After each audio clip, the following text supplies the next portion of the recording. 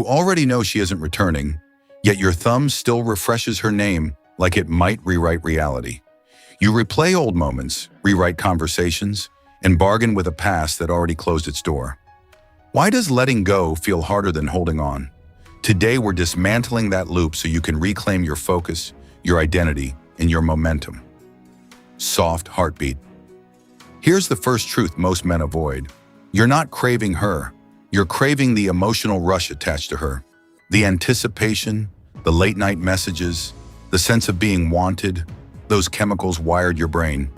Remove the person, and the body still searches for the sensation. That's why silence feels heavy and nights stretch longer than usual. Ever noticed how one photo can hijack your mood for hours? Your nervous system learned to treat her attention like oxygen. Without it, everything feels thinner. But this isn't romance, it's conditioning. Every time you revisit her profile, reread messages, or imagine running into her, you reinforce that wiring. You're feeding a pattern that keeps you stuck. Cut the supply and the pattern weakens. It's not cruelty, it's recovery.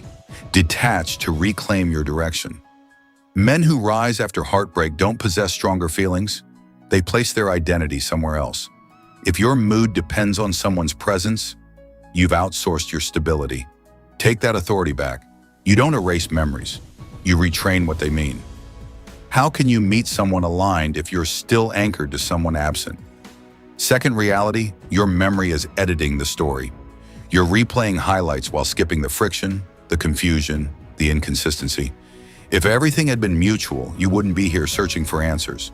Nostalgia turns fragments into fantasies. You remember warmth but forget distance. Remember laughter but ignore doubt. That imbalance keeps you loyal to an illusion. We don't cling to people. We cling to how they made us feel at our peak. The promises spoken in emotional highs overshadow the silence that followed.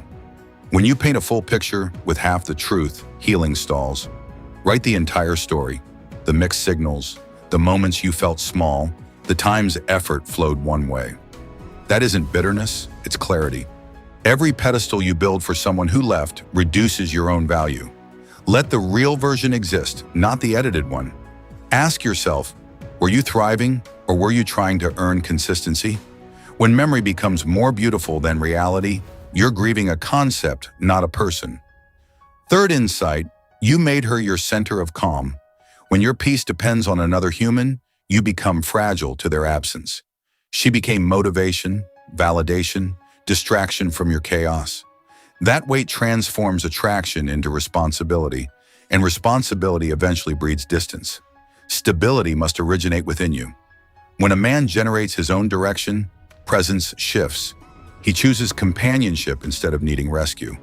Let connection enhance your peace, not define it. Confidence built internally cannot be withdrawn by someone else's decision. Become steady first. Then relationships become additions, not foundations. Peace built alone cannot be taken away. Fourth lesson, closure is a decision, not a conversation. Waiting for explanations keeps you orbiting someone who moved forward. Even if you received answers, new questions would appear. What you're really seeking is permission to release, and that permission is yours. You don't need a detailed reason to move on. You need a boundary with the past. Closure happens when you stop negotiating with someone who already chose distance. The story ends when you stop rereading the final page hoping it changes. Choose completion. Fifth shift, the focus you gave her is evidence of your capacity, not your weakness. You memorized details, invested energy, stayed mentally engaged. That's discipline misdirected. Aim that intensity toward building something tangible. Your health, your skills, your work, your mission. Gym training. Attention is currency. Every minute spent revisiting old conversations is a minute stolen from future results. Redirect it and momentum appears. Improvement isn't revenge, it's alignment. When you become absorbed in growth, memories lose volume. What if every wave of nostalgia triggered action instead of rumination? Push-ups, journaling, learning, creating, convert emotion into output. Respect follows progress, not because someone is watching, but because you are evolving. The goal isn't to prove value to her, it's to demonstrate it to yourself. When purpose fills your schedule, longing has less space to echo. Letting go isn't losing. It's reallocating energy towards something that can expand. You're not broken, you're being redirected. The end of one attachment is the beginning of self-definition. Build routines that reinforce independence. Surround yourself with movement, and design a life that doesn't pause for someone's attention. If you're ready to transform this experience into fuel, start today. Choose action over analysis. Choose growth over nostalgia. And choose self-respect over waiting.